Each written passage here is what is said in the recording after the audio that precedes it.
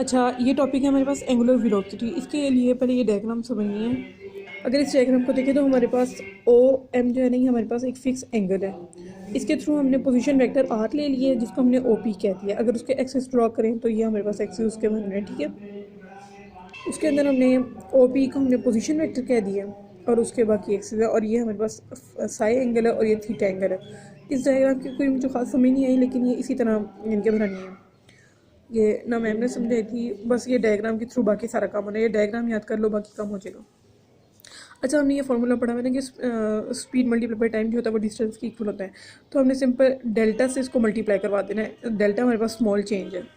अगर उसको मल्टीप्लाई करवाएं तो हमारे पास क्या बन जाता है, delta S is equal to V delta T, इसी फार्मूले को।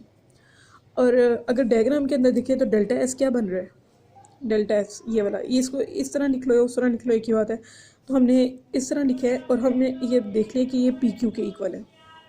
अब हमारे पास फार्मूला होता है आर्क लेंथ का, उसको हम एल से डिनोट करते हैं। और एल, इसका फार्मूला आर्क लेंथ का होता है L sorry R cross theta, ठीक है।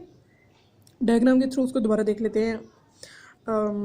आर हमारे पास क्या है, पी एम, ये वाला जो लेंथ बन रही है ये पी एम हमारे पास आर बन रहा है। और जो थीटा है वो हमारे पास डेल्टा थीटा से हम उसको डिनोट कर रहे हैं ना। थीटा सिंपल जो था हमने उसको डेल्टा थीटा से रिप्रेजेंट किया। और आर्क लेंथ को हम किससे डिनोट करते हैं, डेल्टा एस से। तो delta S is equal to P M delta theta, ठीक है। अब पी एम इसके इक्वल कैसे है वो हम पिथागोरस थ्योरम से देखेंगे, ठीक है। वो हमारे पास राइट एंगल, अगर हम ये इस ट्रायंगल को कंसिडर करें, ये वही जो है, तो ये राइट एंगल ट्रायंगल बन रही है ना, देखो इस तरह। हमारे पास ये वाला एंगल साई है और ये 90 डिग्री का एंगल है। अगर हम देखें तो इसके अंदर साइन किसके इक्वल होता है, जैसे हमने वो सम पीपल है वो वाला रूल पढ़ा हुआ ना, तो ये वो वाला है। जो साइन है वो परपेंडिकुलर और हाइपोटेन्यूज के इक्वल होता है। और परपेंडिकुलर हमारे पास पी एम है और जो हाइपोटेन्यूज है वो हमारे पास ओ पी है, ठीक है। अब हमने साइन साई को इसके इक्वल क्या दिया। अगर उस डायग्राम के इक्वल देखें तो हमारे पास जो पी एम है वो किसके इक्वल आ जाएगा, ओ पी साइन साई। और ओ पी की क्या वैल्यू है, आर। इस डायग्राम में देखो ओ पी की क्या वैल्यू बन रही है, आर वेक्टर, पोजीशन वेक्टर जो है। उस लिहाज से पी क्यू किसके इक्वल हो गया, पी एम डेल्टा थीटा, और पी एम की जगह पे हमने उसकी वैल्यू लिख दी, ठीक है। ये वाली वैल्यू इस तरह निकली है। अब यहाँ पे हम इंट्रोड्यूस करवाएंगे यूनिट वेक्टर। यूनिट वेक्टर की वैल्यू हमेशा मैग्नीट्यूड की उसकी 1 होती है ना, तो हम अगर यूनिट वेक्टर को उससे आर से मल्टीप्लाई करते हैं तो उसका कोई फ़र्क नहीं पड़ेगा, ठीक है, क्योंकि उसकी वैल्यू ही 1 होती है। तो यहाँ पे हमने यही किया है। इस फॉर्मूले के थ्रू वी डेल्टा टी को हमने इक्वल कर दिया है आर। जो डेल्टा एस होता है वो हमारे पास आर्क लेंथ होती है ना, तो हमने उसको आर का और उसको क्रॉस मल्टीप्लाई करवा दिया यूनिट वेक्टर से। तो अगर हम इसको ओपन करें तो ये किस तरह लिखा जाएगा, ई का मैग्नीट्यूड, आर का मैग्नीट्यूड और साइन थीटा का मैग्नीट्यूड, जो भी क्रॉस प्रोडक्ट होता है मैग्नीट्यूड का उसका, इस तरह ओपन होता है ना। अब यहाँ पे एक फार्मूला बन रहा है जो कि हम क्लोज कर देंगे ई क्रॉस आर का। ई क्रॉस आर को क्लोज कर दिया और एंगल हमारे पास थीटा है, तो हमने थीटा को हमेशा क्या लिखा है, डेल्टा थीटा।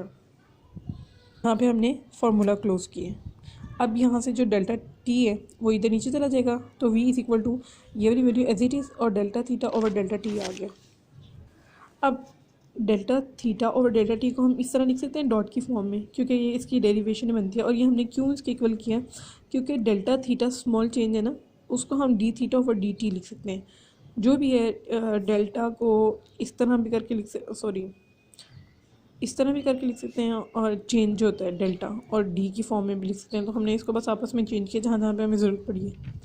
और फिर D theta over D T को हम डॉट की फॉर्म में भी लिख सकते हैं। अब बस इसको ये करेंगे कि इसको अंदर ई के साथ मल्टीप्लाई करवा देंगे, सिंपल। और ये हमने ना स्टार्टिंग में फार्मूला पढ़ा था जो मैम ने हमें पढ़ाया था। यहाँ पे ओमेगा जो है वो हमेशा इक्वल होता है इसके इक्वल, तो बस उसको रिप्लेस कर दिया ओमेगा से। तो हमारे पास वी किसके इक्वल आ गया, ओमेगा क्रॉस आर के। अगर ये स्केलर की फॉर्म में, ठीक है, स्केलर की फॉर्म में हम इसको इस तरह लिखेंगे। अगर हमने वेलोसिटी, एंगुलर वेलोसिटी को मल्टीप्लाई करवाया आर से, तो हम उसको इस तरह शो करते हैं।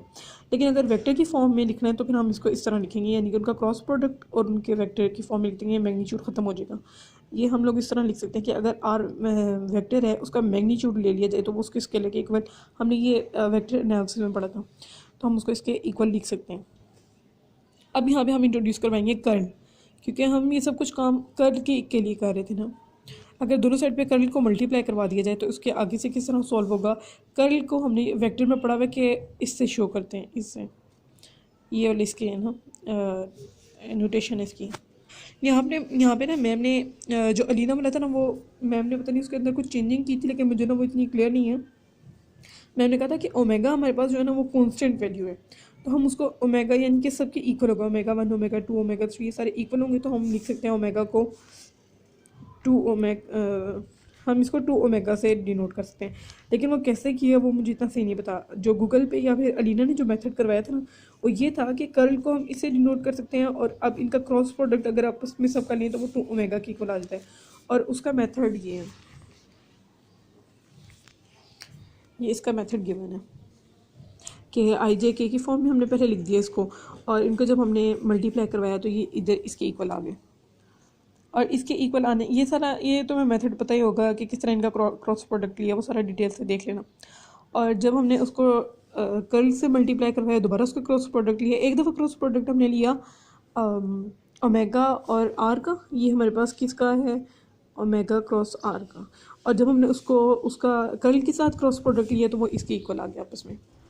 फिर इन सब का दोबारा हमने सबको सॉल्व किया किस तरह के, आई की बारी हमने आई की फॉर्म में हमने इन दोनों को मल्टीप्लाई करवाना होता है, माइनस ये वाला मल्टीप्लाई होता है, और जे की बारी हमने इन दोनों को, जे को नहीं देखते और आई और के को देखते हैं, वो सारा क्रॉस प्रोडक्ट का पूरा मेथड, तो हम उसको 2 ओमेगा के इक्वल लिख देंगे।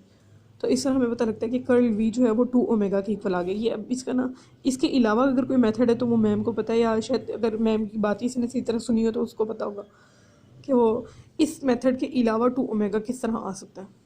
और ओमेगा की वैल्यू यहाँ से निकालें तो 1/2 कर्ल वी आ जाता है। इस तरह एंगुलर वेलोसिटी की हमारे पास पता लगता है कि एंगुलर वेलोसिटी किसके इक्वल है। ये कोई इतना ख़ास नहीं था, लेकिन ये अजीब से ही था, बस प्रूफ।